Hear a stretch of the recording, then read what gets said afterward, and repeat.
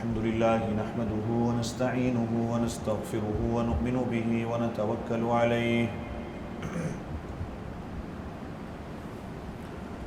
ونعوذ بالله من شرور أنفسنا ومن سيئات أعمالنا من يهده الله فلا مضل له ومن يضلله فلا هادي له وأشهد أن لا إله إلا الله وحده لا شريك له وأشهد أن سيدنا ومولانا محمدا عبده ورسوله صلى الله عليه وعلى آله وأصحابه وبارك وسلم تسليما كثيرا كثيرا.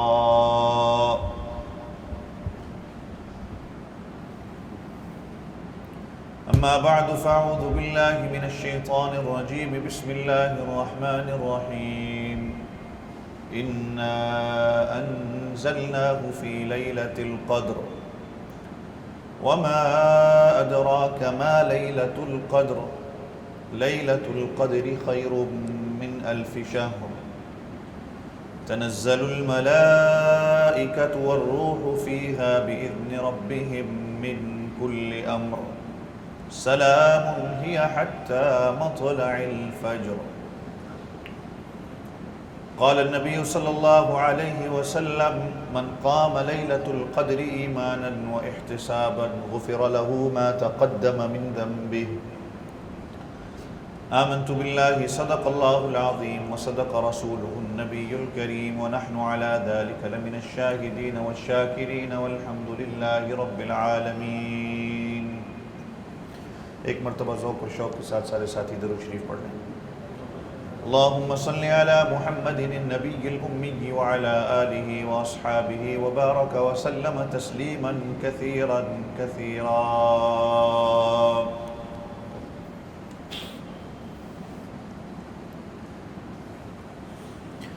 ماہ مبارک، ماہ مقدس کی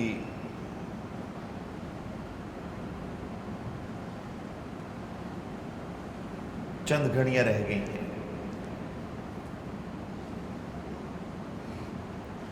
اللہ رب العزت کا یہ عظیم الشان مہمان کچھ ہی دنوں میں ہم سے رخصت ہو جائے گا. دعا کریں کہ اللہ تعالیٰ اس کو خوشی خوشی ہم سے رخصت ہو.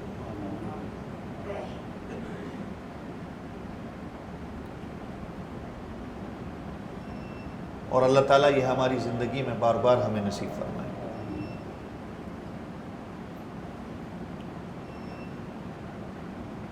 یہ جتنی چند گھڑیاں یا چند دن کہہ لیں جو رہ گئے ہیں، دعا کریں اس کی جتنی عظمتیں اور برکتیں ہیں اللہ تعالیٰ ہم سب کو نصیب فرمائے. اللہ تعالیٰ کسی کو بھی محروم نہ کرے.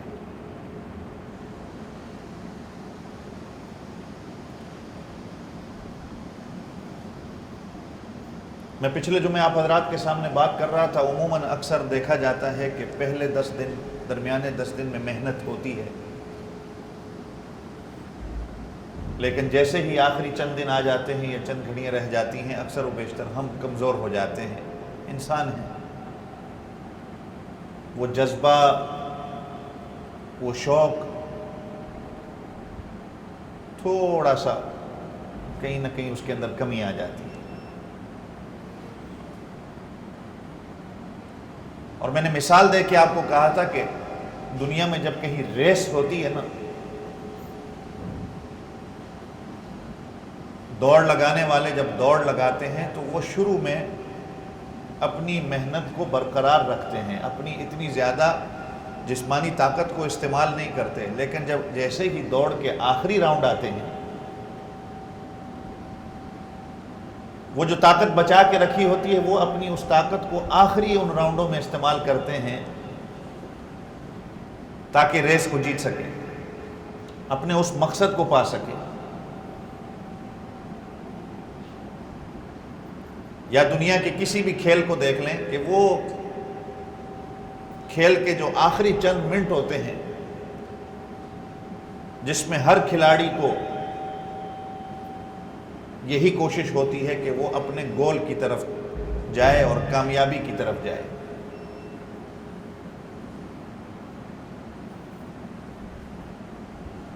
اب یہ بھی جو ہیں یہ آخری چند دن عموماً اس میں ہم کمزور پڑ جاتے ہیں، لیکن رمضان کے اصل یہی ہیں۔ یہ آخری چند گھڑیاں جو ہیں یہ رمضان کی کریم ہے، یہ اس کا ایسنس ہے، اصل نچوڑ ہی یہی ہے۔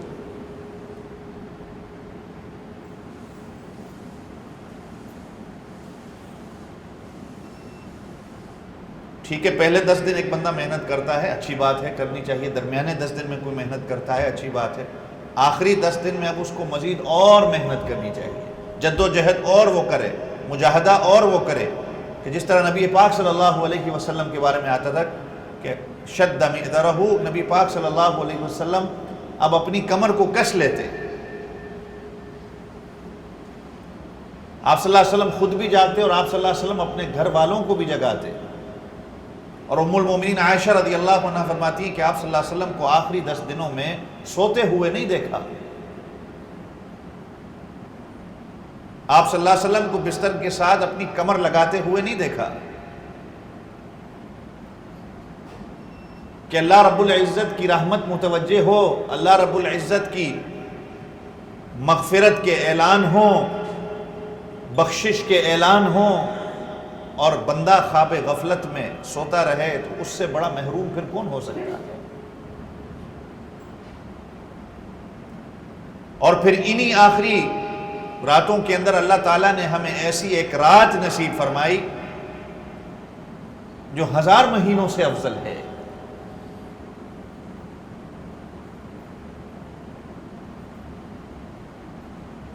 اللہ رب العزت اگر یہ نہ کہتے کہ 1000 مہینوں سے افضل ہے، پھر بھی ہمیں یہ اللہ اگر صرف اتنا ہی کہہ دیتے کہ انا انزلناہ فی لیلۃ القدر، تو یہ رات ویسے ہی شان والی تھی کہ اس رات میں قرآن پاک کو اتارا گیا۔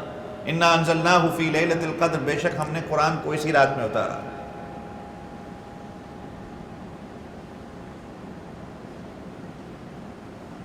تو رات ویسے ہی شان والی بن گئی۔ میں نے پچھلے جمعے آپ حضرات کے سامنے ذکر کیا تھا کہ صحابہ نے حضور پاک صلی اللہ علیہ وسلم سے کہا تھا کہ پرانی امتوں کی عمریں اتنی زیادہ ہوا کرتی تھیں تو وہ تو گویا ہم سے سبقت لے گئے، ان کی نیکیاں بھی ہم سے زیادہ ہوں گی، 1000 سال لوگ رہے، تو پھر یہ لیلۃ القدر کی رات اس امت کو نصیب ہوئی جو کسی امت کو نصیب نہ ہوئی، کہ اگر ایک رات کی عبادت بندہ کر لیتا ہے تو 1000 مہینوں کی رات کی اس کو ثواب مل جاتا ہے۔ اور بعض جگہ تو کہا کہ یہ 1000 مہینوں سے بھی زیادہ، 1000 مہینے صرف نہیں، ان سے بھی زیادہ۔ اور 1000 مہینے کو اگر تقسیم کیا جائے تو 83 سال، 83 ایئرز بنتی۔ ایک رات کی اگر کسی کو عبادت نصیب ہو جائے تو گویا اس نے 83 سال تک اللہ کی عبادت کی۔ اور ہم میں سے کون ہوگا جو 80 سال تک زندہ رہے؟ چند ہی ہوں گے۔ اور جو ایک رات میں اس میں قرآن پاک کی تلاوت کرتا ہے، عادت بنا لیتا ہے، تو گویا 83 سال تک قرآن پاک کی تلاوت کرنے والا ہے۔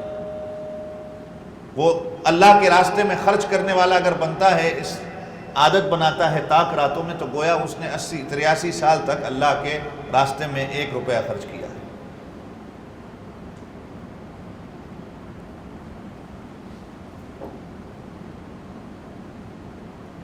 اور نبی پاک صلی اللہ علیہ وسلم کی حدیث جو میں نے شروع میں پڑھی، من قام لیلۃ القدر ایمانا واحتسابا غفر له ما تقدم من ذنبه، جو ایمان کے ساتھ، احتساب کے ساتھ، ثواب کی نیت کے ساتھ، صدق دل کے ساتھ، اخلاص کے ساتھ اس رات کو کھڑا ہو کر اللہ کی عبادت کرتا ہے، غفر له ما تقدم من ذنبه، اس کے تمام گناہوں کو معاف کر دیا جاتا ہے۔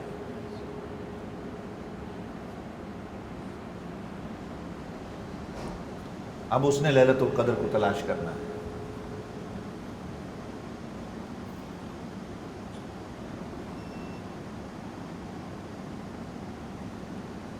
جب یہ لیلۃ القدر کی رات نصیب ہوئی، آپ صلی اللہ علیہ وسلم کو پہلے اس کی تاریخ کا بتایا گیا تھا، شاید میں نے پہلے بھی آپ حضرات کے سامنے ذکر کیا ہوگا نبی پاک صلی اللہ علیہ وسلم کو اس رات کے بارے میں بتایا گیا تھا یہ کون سی رات ہے، تاریخ آپ صلی اللہ علیہ وسلم کو بتلائی گئی تھی، لیکن آپ صلی اللہ علیہ وسلم نے دیکھا جب آپ صلی اللہ علیہ وسلم اپنے حجرے سے باہر آئے تو دیکھا کہ دو لوگ آپس میں لڑ رہے تھے،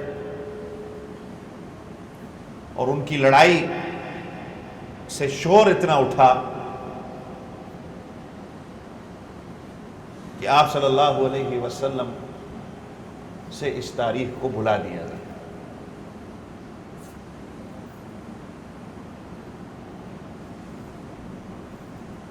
اس سے معلوم کیا ہوتا ہے کہ اللہ کو جھگڑا پسند نہیں۔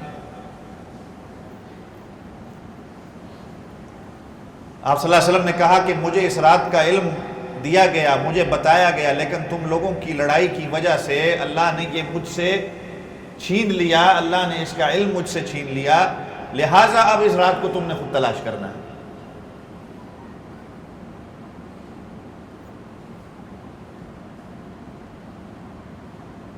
اب یہ میرے اور آپ کے اوپر ہے کہ ہم نے اس رات کو تلاش کرنا ہے۔ اس کا یہ مطلب نہیں کہ طاق راتوں میں عبادت کروں صرف اور باقی راتوں میں عبادت نہ کروں۔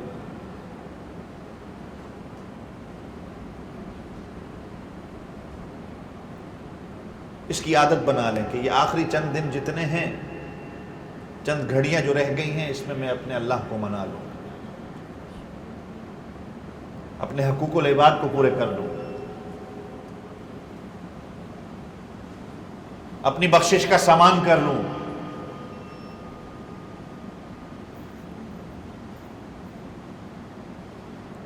اور پھر اللہ پوچھ رہے ہیں وما ادراک ما لیلۃ القدر، اور تم کیا جانتے ہو لیلۃ القدر کیا ہے؟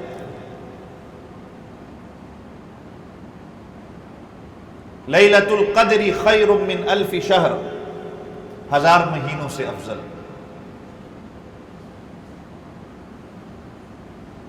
اب اس قدر کا معنی کیا ہے؟ بزرگان دین نے لکھا ہے قدر کہتے ہیں عظمت والی، عزت والی، یہ اس کا معنی ہے، عزت اور عظمت۔ اور لیل رات کو کہا جاتا ہے، تب لیل رات مل گئی تو عزت والی اور عظمت والی رات۔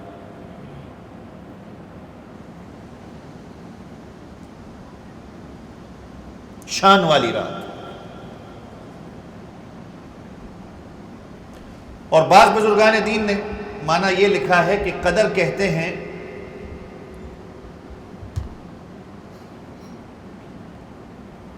جس بندے نے اس رات کو عبادت کی، اس رات کو تلاوت کلام پاک کیا، ذکر اذکار کیا، درود پاک پڑھا، اللہ کے سامنے توبہ تائب ہوا۔ ایک تو رات ہی شان والی ہے، لیکن یہ بندہ جب رات کو کھڑا ہوتا ہے، عبادت کرنے والا بنتا ہے، توبہ تائب ہوتا ہے، اب یہ قدر والا بن گیا ہے۔ ایک تو شان والی رات، ایک جس بندے نے اس رات کو صحیح طریقے سے اللہ کے رسول صلی اللہ علیہ وسلم کے سنت کے مطابق کھڑا ہو کر اپنے اللہ کو منایا، اس رات کو اللہ کی عبادت کی، شان والی رات۔ جس نے اس رات کو اپنا لیا، عبادت کر لی، اب یہ شان والا بن گیا، ذو شان جس کو کہتے ہیں۔ ایک تو شان ہے، اور ایک جو اس شان کو اپناتا ہے۔ آپ نے اس رات کو اللہ کی عبادت کی، آپ نے اس رات کو تلاوت کلام پاک کیا، آپ نے ذکر اذکار کیا، آپ نے جو وظائف علماء کی طرف سے بتائے گئے ہیں آپ نے وہ وظائف پڑھے، آپ شان والے بن گئے۔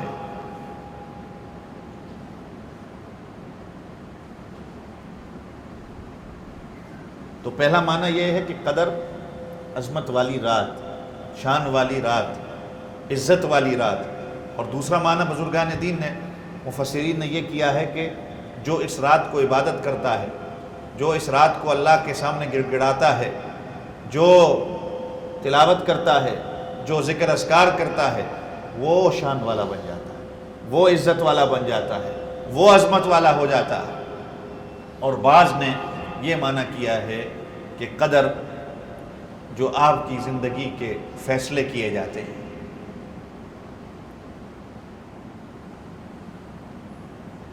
کہ اللہ رب العزت فرشتوں کو ایک ایک بندے کا رجسٹر بنا کے فرشتوں کے ہاتھ میں تھام دیتے ہیں کہ یہ اس بندے کی زندگی ہے، یہ اس کا قدر ہے، اس سال اس کو اولاد نصیب ہوگی، اس سال اس کو اتنا رزق دیا جائے گا، اس سال اس کو جو ہے فلاں فلاں بیماری سے یہ منسلک ہو جائے گا، یا اس کی موت واقع ہو جائے گی۔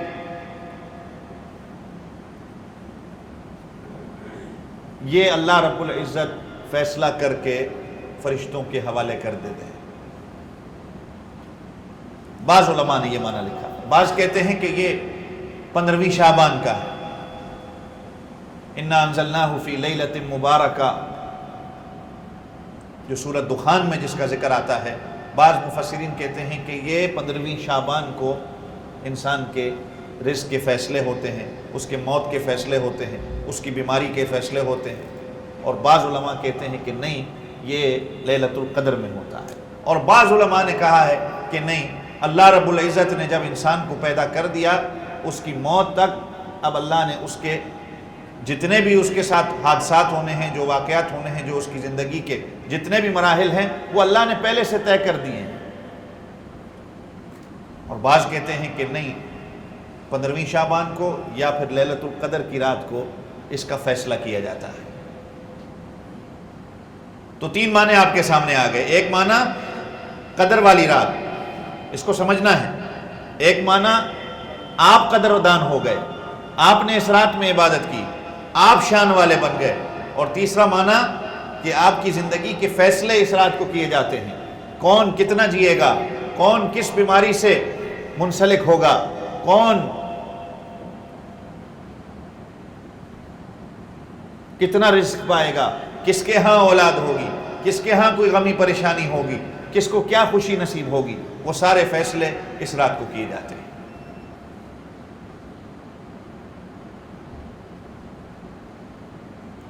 اور نبی پاک صلی اللہ علیہ وسلم نے فرمایا کہ اگر کسی پر کوئی برا حادثہ آنا بھی ہو، کوئی پریشانی اگر اس پر لاحق ہونے والی بھی ہو، اگر وہ دعاؤں کا اہتمام کرنے والا ہو تو دعائیں ہی بلاؤں کو ٹالتی ہیں۔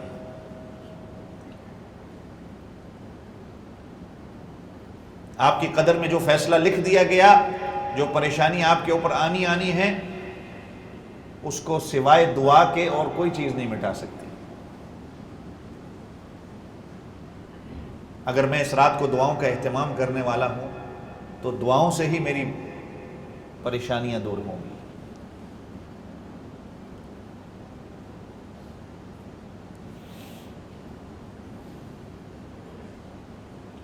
یہ معنی ہے قدر کا۔ پھر فرمایا لیلۃ القدر خیر من 1000 شہر، 1000 مہینوں سے افضل یہ رات ہے۔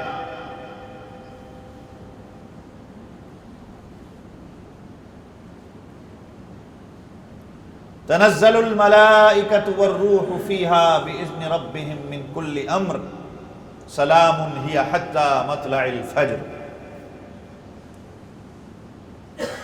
اللہ کے فرشتے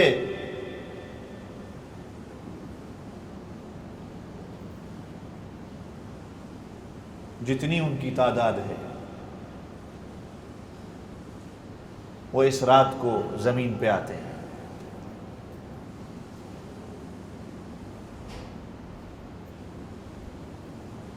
اور آپ کو پتہ ہے کہ مخلوقات میں سب سے زیادہ جس مخلوق کا نمبر ہے وہ فرشتے ہیں تعداد میں۔ بارش کے ایک ایک قطرے کے لیے ایک فرشتہ ہے، ریت کے ذرات کے ایک ایک ذرے پہ ایک فرشتہ ہے، ہر پہاڑ کے لیے، ہر درخت کے پتے کے لیے ایک ایک فرشتہ ہے۔ وہ سارے کے سارے فرشتے اس رات کو اس دنیا میں آتے ہیں۔ اور بعض مفسرین نے یہ لکھا ہے کہ جب اللہ نے انسانوں کو پیدا کرنا چاہا، آپ کو بھی پتہ ہے بزرگوں سے سن رکھا ہے کہ فرشتوں نے ہی سب سے پہلے اشکال کیا تھا کہ اللہ یہ تو زمین میں فساد مچائیں گے، یہ تو زمین، یہ تو قرآن بھی کہتا ہے۔ انہوں نے اللہ سے کہا کہ یہ کس چیز کو تو بنا رہا ہے، یہ تو زمین کے اندر فتنہ فساد کریں گے، قتل و غارت کریں گے۔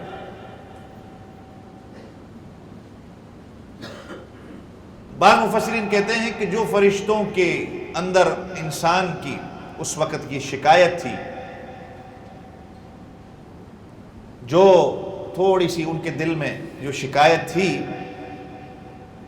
اب اللہ ان کو اس لیے زمین میں بھیجتے ہیں کہ جاؤ دیکھو تم شکایت کرتے تھے، اور ابھی جا کے دیکھو کہ میرے بندے کھڑے ہو کر اس رات میں میری عبادت کر رہے ہیں، اپنے گناہوں کی بخشش کروا رہے ہیں۔ تو وہ اپنی اس شکایت کی معافی مانگنے کے لیے دنیا پہ آتے ہیں، اور ان انسانوں کے لیے ان کی دعاؤں پر آمین بھی کہتے ہیں اور ان کی مغفرت کی دعا بھی کرتے ہیں۔ یہ بعض مفسرین کا قول ہے۔ چنانچہ تنزل الملائکۃ والروح، ملائکہ اور سید الملائکہ جبرائیل علیہ السلام جو اس قرآن کو لیلۃ القدر کی رات میں نبی پاک صلی اللہ علیہ وسلم کے پاس لے کر آئے، والروح جن کو کہا جاتا ہے، جو سید الملائکہ ہیں، وہ بھی اس دنیا میں آتے ہیں، اور جو بھی اللہ رب العزت کے سامنے کھڑا ہوتا ہے، توبہ تائب ہوتا ہے، گڑ گڑاتا ہے، اپنی مغفرت کی دعا مانگتا ہے، یہ ان کے لیے دعا کرتے ہیں اور سلام ان پر سلامتی کرتے ہیں، ان کی سلامتی کی دعا کرتے ہیں، ان پر سلام پیش کرتے ہیں، یا حتی مطلع الفجر، یہاں تک کہ فجر کا وقت ہو جاتا ہے، پھر یہ واپس لوٹ جاتے ہیں۔ اب سوچیں، تھوڑا سا سوچیں، ایک تو اللہ کے سارے فرشتے، اور دوسری طرف سید الملائکہ حضرت جبرائیل علیہ السلام، جنہوں نے آپ صلی اللہ علیہ وسلم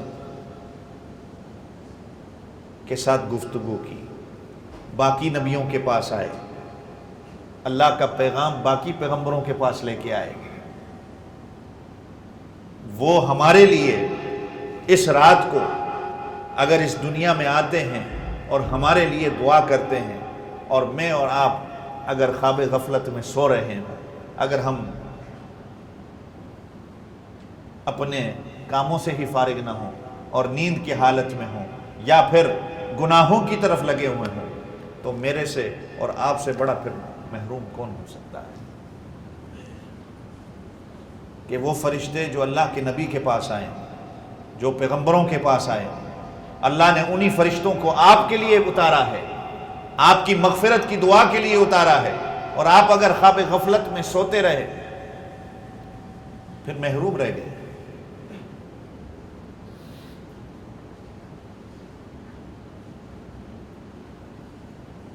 لیلۃ القدر بھی اگر کسی کو نصیب نہ ہو، اس سے بڑا تو پھر بد نصیب کوئی نہیں ہے۔ بات سمجھ رہے ہیں نا؟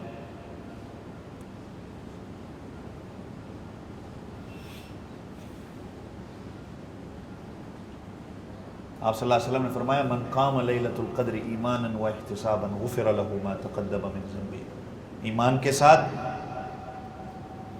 ثواب کی نیت کے ساتھ جو کھڑا ہوتا ہے لیلۃ القدر میں اور اپنے گناہوں کی معافی مانگتا ہے، اللہ اس کے تمام گناہ کو معاف کرتے ہیں۔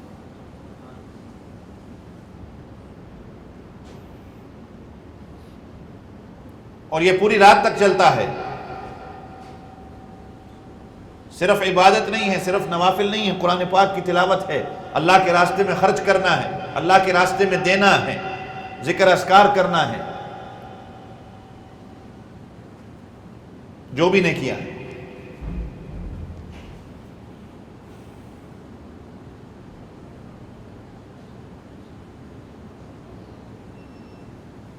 اگر آپ کو کہہ دیا جائے کہ سال میں ایک ایسی رات آتی ہے کہ جس کے اندر آپ کے پیسے کو ڈبل کر دیا جائے گا،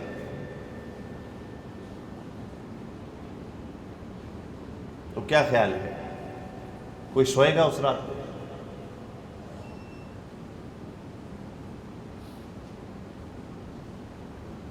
صرف اعلان کر دیا جائے، باقی باتیں بعد میں ہیں کہ اس کے کیا کیا ٹرمز اینڈ کنڈیشنز ہوں گی، کس کس کو دیا جائے گا، کس کس کو نہیں دیا جائے گا، کس طریقے سے دیا جائے گا۔ صرف اعلان سن کر ہی بندہ پہلے خوشی سے جھوم اٹھتا ہے۔ جیسے یہاں پر اعلان کر دیا جاتا ہے نا کبھی کہ گورنمنٹ جو ہے وہ $10,000 دے رہی ہے یا 5,000 کے واؤچر دے رہی ہے، ہم پہلے اس کو خوشی سے سنتے ہیں کہ 5,000 ملے گا، 10,000 ملے گا۔ اب ہم یہ نہیں دیکھتے، یہ تو بعد کی بات آتی ہے کہ کس کس کو ملے گا، اس زمرے میں کون کون آتا ہے، پھر آتا ہے کس طریقے سے دیا جائے گا، کتنے وقت کے بعد دیا جائے گا، ہم اس کی طرف بعد میں آتے ہیں۔ ایسے ہی ہے نا، خوشی تو پہلے کانوں کو یہی ہوتی ہے کہ جی اعلان ہو گیا ہے، وہ جب دیں گے، جس طریقے سے دیں گے، جس وقت دیں گے۔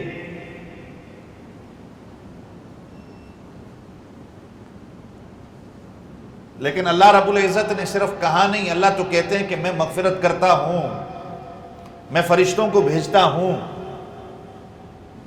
کہ ان پر سلامتی کرو، ان کے گناہوں کی، یہ جو معافی مانگ رہے ہیں اس پر آمین کہو، ان کی سلامتی کی دعا کرو۔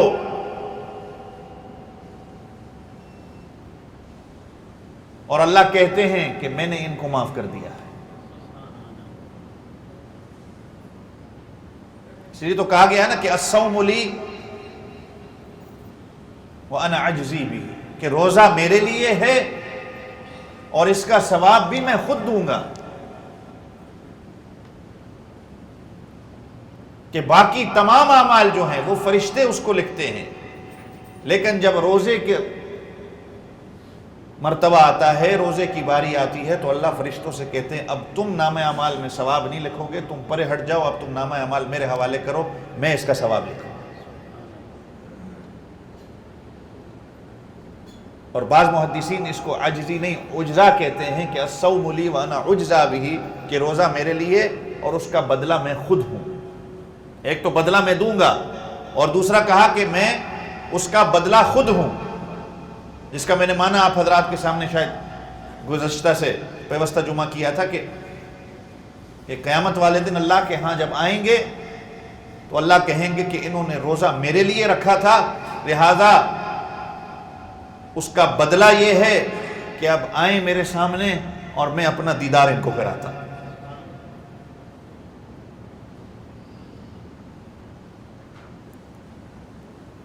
اب اگر خواب غفلت میں کوئی پڑا رہے تو اس سے بڑا پھر کون محروم بڑا ہو سکتا ہے، بد نصیب کون ہو سکتا ہے؟ کہ یہ وہ رات جس رات کو قرآن اتارا گیا، یہ وہ رات جو عظمت والی، عزت والی، اور جو اس رات میں عبادت کرتا ہے لیلۃ القدر میں، وہ عزت والا بن جاتا ہے، وہ مقام والا بن جاتا ہے، اس کی ایک الگ شان ہو جاتی ہے۔ اور پھر جہاں اس کے رزق کے فیصلے کیے جاتے ہیں، جہاں اس کے غمی اور خوشی کے فیصلے کیے جاتے ہیں،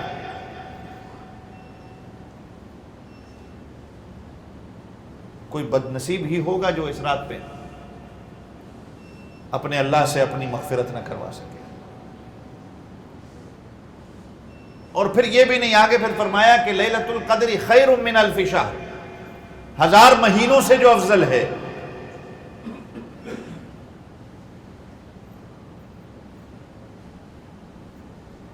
کتنا کچھ اللہ نے دے دیا۔ اگر صرف اللہ یہی کہہ دیتے کہ یہ رات عظمت والی ہے کہ ہم نے تمہیں قرآن دیا ہے، تو اس سے بڑی اور بات کیا ہوتی؟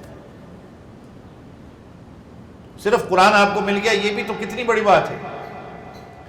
لیکن اللہ نے نہیں، قرآن بھی دیا اور پھر تمہارے لیے اس رات کو 1000 مہینوں سے افضل بھی بنایا، تمہاری مغفرت کا اعلان بھی کیا۔ یہاں تک ہی نہیں، پھر فرشتوں کو بھی بھیجا کہ جاؤ میرے بندوں کی مغفرت کی دعا مانگو، ان کی مغفرت میں ان کی دعا پر آمین کہو۔ یہاں تک ہی نہیں، پھر سید الملائکہ حضرت جبرائیل علیہ السلام کو بھی بھیجا کہ تم بھی جاؤ اور جہاں جہاں عبادت ہو رہی ہے اس کے لیے دعا کرو، اس کے لیے سلامتی کا اعلان کرو۔ اور صرف یہ بھی نہیں، اور پھر آگے فرمایا کہ مطلع الفجر، جب تک فجر کا وقت ہوتا ہے۔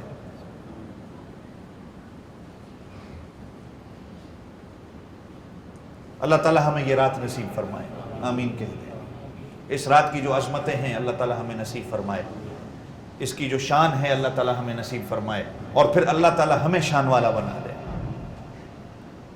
اور اگر یہ رات جس طرح بزرگان دین کہتے ہیں وہی ہے کہ جس میں رزق کے فیصلے کیے جاتے ہیں، تو اللہ سے دعا کرو کہ اللہ تعالی ہمارے رزق کے اندر برکت دے۔ اگر خوشیاں ہیں تو اللہ خوشیاں نصیب فرمائے، پریشانی اور غم ہیں تو اللہ تعالیٰ ان سے ہماری حفاظت فرمائے۔ یہ اللہ رب العزت کا مہمان چند دنوں کا مہمان ہے، ابھی چند گھڑیاں رہ گئی ہیں۔ اللہ کا یہ مہمان ہم سے خوشی خوشی رخصت ہو کر جائے، کسی کو بھی اللہ محروم نہیں کرے۔ یہ برکتوں کا مہینہ، عظمتوں کا مہینہ، پھر پتہ نہیں آپ کی زندگی میں آئے گا نہیں آئے گا۔ یہ چند گھڑیاں جو رہ گئیں اس میں اللہ کو منا لیں۔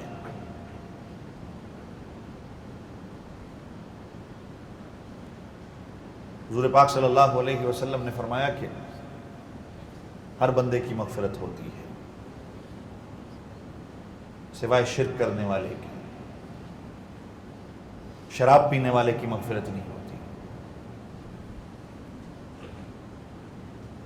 اللہ سے دعا کریں کہ اگر کوئی ایسی بیماری کے اندر مبتلا ہے، اللہ اس برائی سے اور اس آفت سے اس سے حفاظت فرمائے۔ آپ بھی ایسے لوگوں کو جانتے ہوں گے، ہم بھی ایسے لوگوں کو جانتے ہیں جو اس عادت میں مبتلا ہیں۔ اللہ، اور پھر فرمایا ماں باپ کا نافرمان اس کی بھی مغفرت نہیں ہوتی۔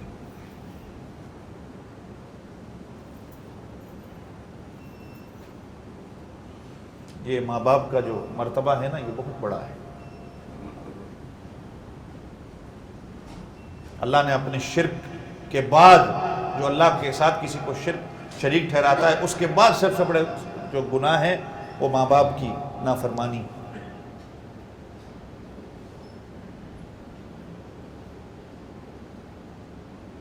حضرت اویس قرنی کے بارے میں آپ کو سب کو پتا ہوگا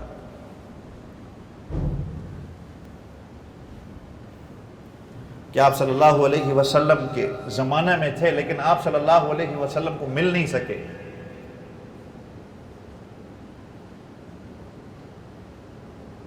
ماں کی خدمت ایسی کر رہے تھے کہ آپ صلی اللہ علیہ وسلم کو خط دیا بھیجتے کہ آپ صلی اللہ علیہ وسلم سے ملنا ہے۔ اسلام قبول کر لیا لیکن آپ صلی اللہ علیہ وسلم سے ملاقات نہیں ہو سکی۔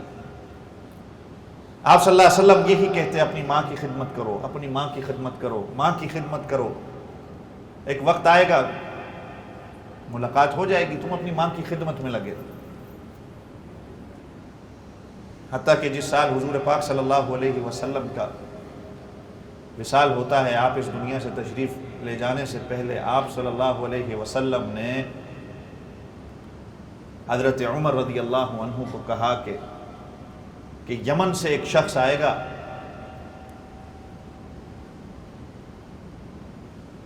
اس کا یہ نام ہوگا، اس کا یہ قبیلہ ہوگا۔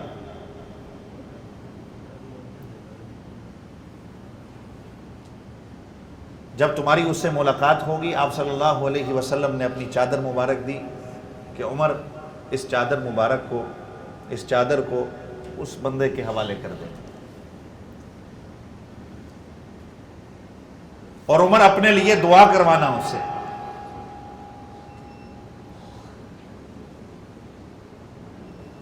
اور بعض علماء یہ کہتے ہیں کہ آپ صلی اللہ علیہ وسلم نے یہ بھی کہا کہ اس سے یہ بھی کہنا کہ میری امت کی مغفرت کی دعا مانگے۔ اللہ، کون؟ حضور پاک صلی اللہ علیہ وسلم، جن کے لیے اس دنیا کو بنایا گیا۔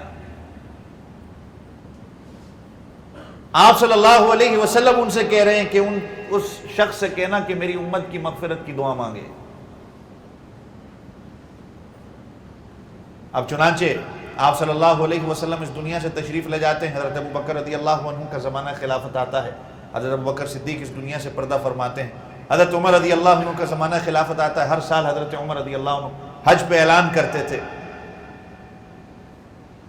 کہ فلاں فلاں ملک کے لوگ کھڑے ہو جاؤ، فلاں کھڑے ہو جاؤ، کتنے بندے آئے ہیں، کتنے رہ گئے ہیں، نام کیا ہے، ساری رپورٹ مجھے آ کے دو۔ حتیٰ کہ ایک سال آتا ہے کہ حضرت عمر رضی اللہ عنہ کھڑا کرتے ہیں بھئی یمن سے حج میں کون کون آیا ہے، یمن کے سارے لوگ کھڑے ہو جاتے ہیں۔ حضرت عمر رضی اللہ عنہ پھر پوچھتے ہیں کہ اس نام کا بندہ ہے، اس قبیلے کا بندہ ہے؟ ہاں جی بالکل حج میں آیا تھا، لیکن ابھی وہ اس وقت مزدلفہ یا عرفات کی جگہ پہ چلا گیا ہے، وہ اس کو کچھ کام آ گیا ہے، اپنی روزی روٹی بھی کمانی ہے، وہ اس طرف گیا ہے۔ حضرت عمر اور حضرت علی رضی اللہ عنہ ان کے پیچھے جاتے ہیں، دوڑ لگاتے ہیں، تو دیکھا حضرت اویس کرنی جو ہیں وہ ایک درخت کے نیچے کہیں عبادت کر رہے ہیں۔ اب حضرت اویس کرنی جب محسوس کرتے ہیں کہ دو بندے کہیں آئے ہیں، تو اپنی عبادت جب ختم کرتے ہیں تو بھائی پوچھتے ہیں کون ہو، کس مقصد کے لیے آئے ہو؟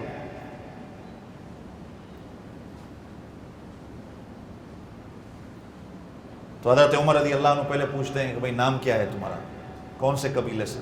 اب ظاہری بات ہے پریشان ہو گئے کہ میرا انٹرویو کیوں لیا جا رہا ہے۔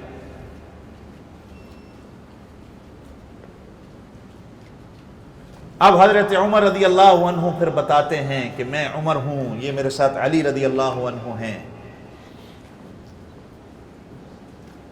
ہم کچھ نہیں، صرف آپ صلی اللہ علیہ وسلم کی یہ آپ کو جو ہے امانت دینے آئے ہیں اور یہ کہنے آئے ہیں کہ میرے لیے دعا کر لیں۔ اب ذرا ایمان سے سوچیں، کیا حضرت عمر رضی اللہ عنہ کو، حضرت علی رضی اللہ عنہ کو ان کی دعاؤں کی ضرورت تھی؟ دل سے سوچیں ذرا۔ ایک طرف عمر رضی اللہ عنہ ہیں، ایک طرف داماد نبی ہیں جن کو اس دنیا میں جنت کی بشارت دی گئی،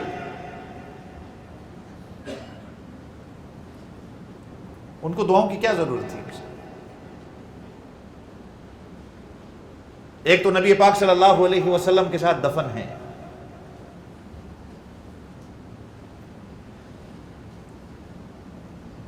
جس سے معلوم ہوتا ہے کہ ماں کی کتنی عظمت ہے، ماں کا مقام کیا ہے۔ کاش نوجوان آج سمجھ جائے ماں کیا چیز ہے۔ اللہ، اور یہ مقام ان کو ملا صرف اسی وجہ سے کہ انہوں نے اپنی ماں کی خدمت کی۔ باقی نبی پاک صلی اللہ علیہ وسلم سے ان کی ملاقات نہیں ہوئی، صحابی کا درجہ ان کو نہیں ملا، لیکن صحابہ خود آ کر کہہ رہے ہیں کہ ہمارے لیے دعا کریں۔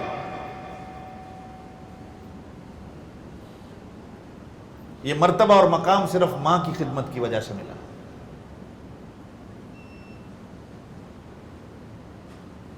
اور حضور پاک صلی اللہ علیہ وسلم نے پھر فرمایا کہ جو ماں باپ کا نافرمان ہے اس کی بھی اس رات کو بخشش نہیں ہوتی۔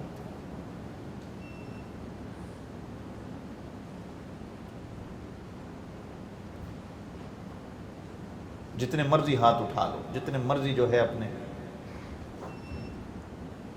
آنسو بہا لو، ماں باپ ناراض ہیں، اللہ کی رضا تو ہی والد کی رضا کے اندر ہے، والد راضی ہے تو اللہ کی ذات راضی ہے۔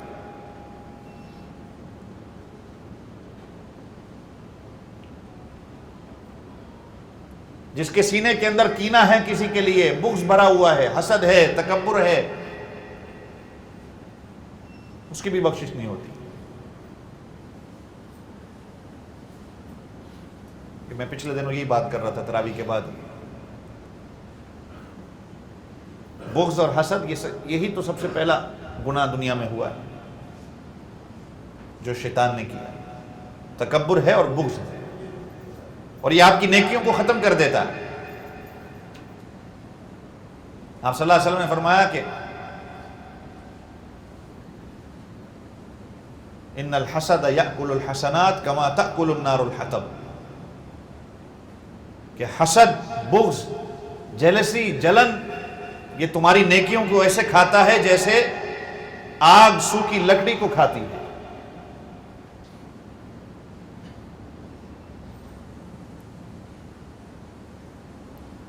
جس کے سینے کے اندر کینہ ہے کسی کے لیے، ایک ہوتا ہے بغض ہے، جلن ہے، لیکن ایک ہے کہ کسی کو تکلیف ہی پہنچانی ہے ہمیشہ،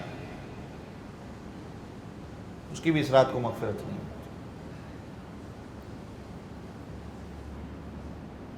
اور بھی حضور پاک صلی اللہ علیہ وسلم نے حدیث پاک میں جو ذکر آتا ہے، بہرحال اللہ تعالی ہم سب کی حفاظت فرمائے، اللہ تعالیٰ صحیح معنوں میں ہمیں لیلۃ القدر نصیب فرمائے۔ اس رات کی جو عظمتیں ہیں، جو برکتیں ہیں، اللہ تعالیٰ ہم سب کو نصیب فرمائے۔ یہ چند دن رہ گئے ہیں، چند گھڑیاں رہ گئی ہیں، اللہ کو منا لیں، اپنی زندگی کو بنا لیں۔ گناہ صرف رمضان کے مہینے میں گناہ نہیں، رمضان کے بعد بھی گناہ ہے۔ گناہ رمضان میں بھی حرام ہے، رمضان کے بعد بھی حرام ہے۔ یہ جس طرح مسجدوں کا رخ کرتے آئے ہیں، اسی طرح عزم کریں، دل سے پختہ ارادہ کریں کہ میں اسی طرح 5 وقت کا نمازی بنوں گا۔ ہاتھ کھڑا کر کے کہیں انشاءاللہ کہ جس طرح اللہ تو نے مجھے اس مہینے میں توفیق دی تیرے گھر میں آنے کی، اسی طرح 5 وقت کا میں نمازی بنوں گا، رمضان کے بعد بھی نماز پڑھنے والا بنوں گا۔ جس طرح اس مہینے میں نے تیرے راہ میں دیا، اسی طرح پوری زندگی دیتا رہوں گا۔ قرآن پاک کی تلاوت کی، اسی طرح پوری زندگی قرآن پاک کے ساتھ اپنا تعلق بناؤں گا، اپنی نسبت قرآن کے ساتھ بناؤں گا۔ رمضان کی تو نسبت ہی قرآن کے ساتھ ہے، کیونکہ یہ کلام پاک ہمیں ملا ہی اس مہینے میں، انا انزلناہ فی لیلۃ القدر، یہ قرآن پاک نازل ہوا ہی اسی رات میں۔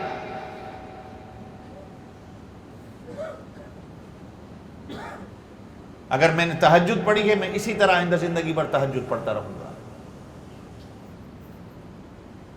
ام المومنین عائشہ رضی اللہ عنہا نے آپ صلی اللہ علیہ وسلم سے پوچھا کہ اگر مجھے لیلۃ القدر نصیب ہو جائے تو میں کیا دعا پڑھوں؟ تو آپ صلی اللہ علیہ وسلم نے فرمایا یہ دعا مانگو، اللہم انک عفو تحب العفو فاعف عنی، اللہ تو معاف کرنے والا ہے، تو معاف کرنے کو پسند کرتا ہے، تو اللہ تو مجھے معاف فرما۔ اب یہ ان آخری دنوں میں قدم قدم پر اس دعا کا ورد کرتے رہیں، اس کو پڑھتے رہیں، افطاری کے وقت، سحری کے وقت، نمازوں کے بعد، باقی اور کیا چاہیے؟ اللہ کی معافی مل گئی، اس معافیوں کے سیزن میں، اس مغفرت کے سیزن میں اگر اللہ کی مغفرت مل گئی، اس سے اور بڑا آپ کو کیا گفٹ چاہیے؟ تو صحیح معنوں میں پھر عید ہوتی ہے۔ عید کہتے ہیں خوشی کو۔ بزرگان دین کہتے ہیں نا کہ کسی نے بزرگ سے پوچھا کہ عید کب ہوگی؟ کہا عید تب ہوگی جب محبوب کی دید ہوگی، جب میں اپنے محبوب کو دیکھوں گا، جب میں اللہ کے ہاں جاؤں گا، اور اس روزے کی جو فیض جتنے اس روزے کے تھے، جو میں نے اس روزے کی حالت میں اللہ کے حکموں کو مانا، اگر صحیح معنوں میں نے روزہ رکھا ہے تو اس عید کی خوشی مجھے پھر تب ہی نصیب ہوگی جب میں محبوب کے پاس جاؤں گا اور اللہ کا دیدار مجھے نصیب ہوگا۔ اور فرمایا کہ اگر صحیح معنوں میں روزہ نہ ہوا تو پھر میری عید اور دید نہیں، پھر میری وعید ہوگی۔ وعید کہتے ہیں سختی کو۔ کہتے ہیں نا کہ حدیث پاک میں آپ صلی اللہ علیہ وسلم نے جہنم کی جو برائیاں بیان کی ہیں، جہنم کے بارے میں بتایا، سخت وعید فرمائی ہے، جو سختیاں ہیں۔ تو یا تو پھر رمضان کے بعد ہمیں عید نصیب ہوگی، خوشی نصیب ہوگی، یا تو پھر اللہ کی دید نصیب ہوگی۔ اگر ہم ان دونوں میں سے نہیں تو پھر ہمیں وعید ہوگی۔ اللہ میری آپ سب کی حفاظت فرمائے، صحیح معنوں میں اللہ تعالیٰ عید کی خوشیاں بھی ہمیں نصیب فرمائے، اور رمضان کے روزوں کے اندر جو کمی کوتاہی ہم سے ہو گئی ہے، یہ آخری جمعہ ہے، اللہ تعالیٰ ساری کمی کوتاہیاں دور فرمائے، اپنی رحمت سے اللہ اس کو معاف فرمائے۔ بے شک میں نے جیسے کہا ہمارا روزہ وہ روزہ نہیں جو اللہ جو چاہتا ہے، لیکن جیسا بھی ہے اللہ سے یہ دعا کریں کہ اللہ تو اس کو قبول فرما، اور جو کمی کوتاہیاں ہم سے ہو گئی تو اس کو اپنی رحمت سے معاف فرما، اور آئندہ بھی اللہ ہمیں رمضان نصیب فرما۔ وآخر دعوانا ان الحمدللہ رب العالمین۔ عید کی نمازیں جو ہے انشاءاللہ 7:30 اور 8:30 دو عید کی نماز ہوں گی. پہلی عید کی نماز جو ہے وہ ہمارے حافظ صاحب پڑھائیں گے 7:30 والی، اور 8:30 والی انشاءاللہ عید کی نماز میں خود پڑھاؤں گا.